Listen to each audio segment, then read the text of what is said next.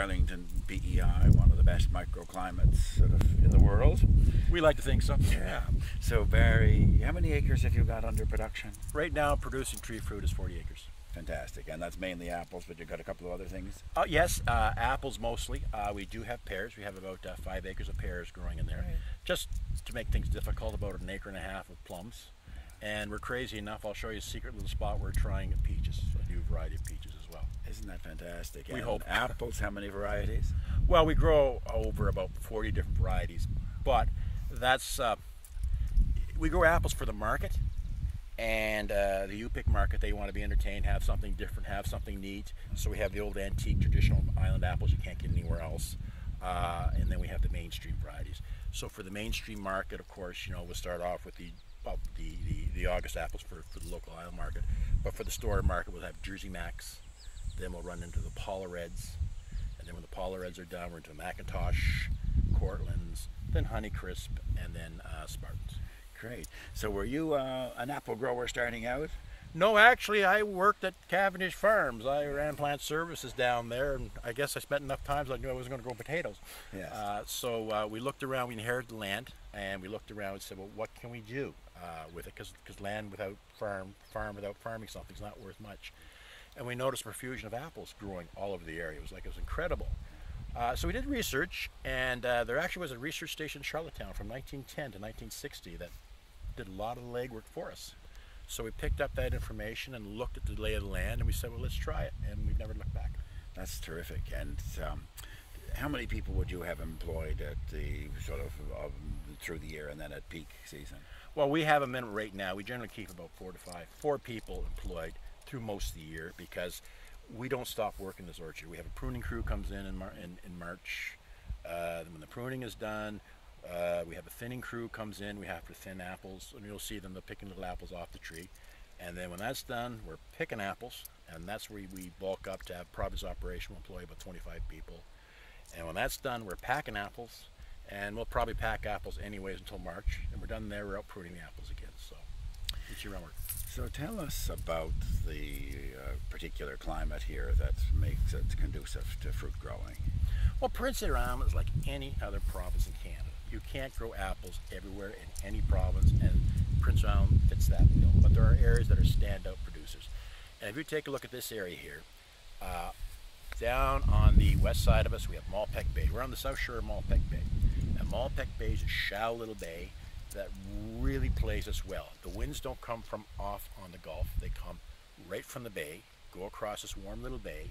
So we actually have a higher heat unit in this place than we do in a lot of other places.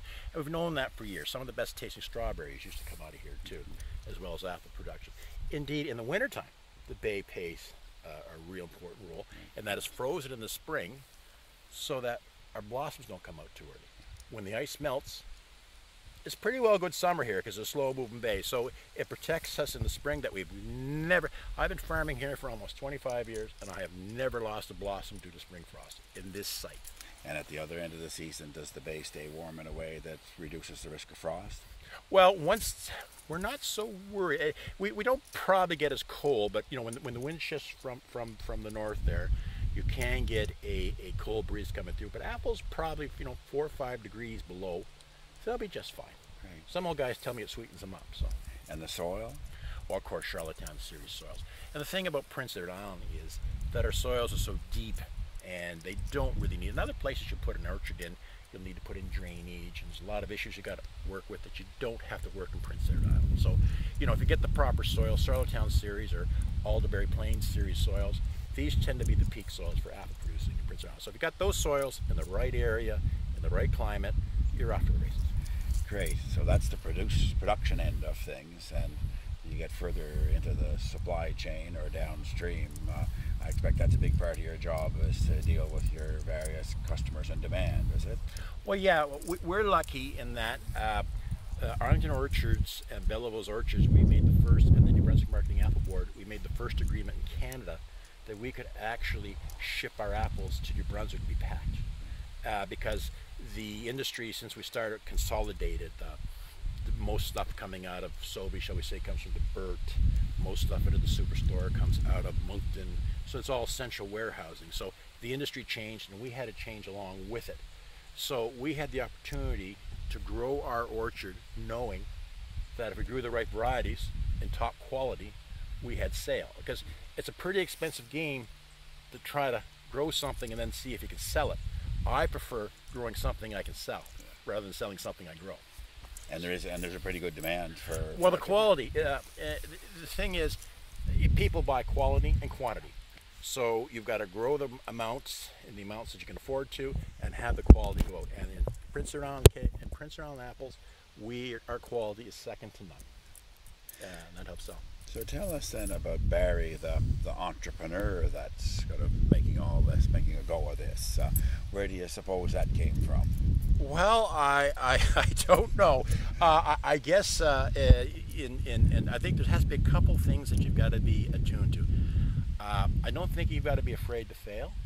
I think failure is not the end result; it is the means to getting to where you want to go. So everything we've tried here, no, it hasn't all worked, but it's shown us what can and what can't. The second thing is, I've been involved working for people in private industry, and I've never had a job. I've always had a career, and that career was in management. And I had a lot of really smart people on their dime to teach me a lot of stuff. And then there's working with people. Because, if you want people to work just as hard when you're not here as when you are here, and the people have to feel part of that operation too, and have to have a bit of ownership. So you've got to not be the big guy. You've got to be your job is to make it work, and they understand that, so they're very willing to work with you. And then you've got to have the ability that just because it's a big CEO of a big company, and you're from little old Prince Edward Island, and I hate it when people tell me from little old Prince Edward Island, because we're as good as anybody else in the world, and we have been. You go into their office, you do your spiel, you make an introduction, and if you're not thrown out of the office, I guess you got one good step in there. And they know about you, hear about you, and you start working with people. Great. And I have to say, even arriving here and putting foot on this place and being here with you, and you've as much as said it, another big part of what you're doing is a sense of place. Oh yes. Oh yeah. Oh yeah. No. In Prince Edward Island, you're talking about Prince Edward Island, there's a lot of good things to sell on Prince Edward Island. And there's a good image, and there should be a good image. The food is wholesome here. We're dedicated to it. I think for far, far too long, the Canadian public has overlooked at what we have to offer and where their food comes from. And I think we've got to start talking and showing people actually what we can do. Now, little old PEI here, back when I was president of the apple growers, we were the first entity as a province to adopt IPM. Yes. Okay? And that was taking away from the routine spraying, I just do everything, I kill everything. It was a biological desert in the orchard. And we said, okay, maybe we don't want to go that way. And we all created a balanced orchard where we have predators. And somebody might eat my apples as somebody's lunch. Now, if we can just get it coordinated here, I have a lot less problems. We're the first entity in North America to do that. Now that's standard practice North America wide. So when you talk about, far seeing, Prince Edward Island's not behind the curve. Right. We're ahead of the curve. That's a fantastic. By the way, who are the predators? Oh, there's all sorts of stuff. There's ladybugs, Yeah. lacewings, wasp at the right time. I have a love-hate relationship with wasp. Yeah. But there's all sorts of stuff out here. So what's your sense or prediction for the current season in terms of its production? Well, Prince Edward Island is like most of the rest of North America. It's a bumper crop. Yeah. It's a huge crop. Maybe pricing issues with max and quartz, but then if you have more and you sell less, you balances off. And Honeycrisp, I'm not worried because we cannot grow and sell enough Honeycrisp in the marketplace as it is now. Great. Well, we wish you well with that, and anybody that we can encourage to come here and pick some apples or develop a bigger appetite for apples, we'll be glad to do it. Thank you very much. Great, Barry. Good luck. Thank Thanks. you.